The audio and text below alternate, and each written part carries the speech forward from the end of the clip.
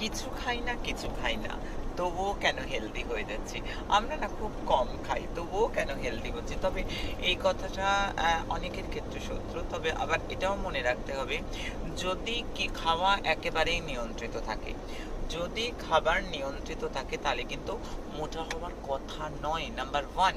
কিন্তু তবুও যদি এই প্রশ্নটা আসে যে গুরুমা আমরা না কিছুই খাচ্ছি না অথচ খাবারই খুব নিয়ন্ত্রিত, কিন্তু তবুও বাল্কিনেস যাচ্ছে না, তবুও আমরা খুব ফ্যাটি হয়ে যাচ্ছি, তবুও কিন্তু লোয়ার অ্যাবডোমাল সাইডটা খুব বেশ অনেকটা চর্বিযুক্ত হয়ে যাচ্ছে, মেদযুক্ত হয়ে যাচ্ছে, তাহলে বলবো নাম্বার ওয়ান সাজেশন করব, প্রপারলি এক্সারসাইজ হচ্ছে না, ডেলি হাঁটো, প্রপারলি এক্সারসাইজ করো, কপালভাতি ডেলি করো, একেবারে হাতটা এরাম করে একেবারে আঙুলটা আর একদম ফু দিয়ে মোমবাতি না এরাম করে, নাম্বার ওয়ান। কিন্তু নাম্বার টু বলবো যদি না হয়, তার সত্ত্বেও থাইরয়েড থাকতে পারে, হরমোনাল ডিজিজ থাকতে পারে, ডক্টরের পরামর্শ নিতে হবে।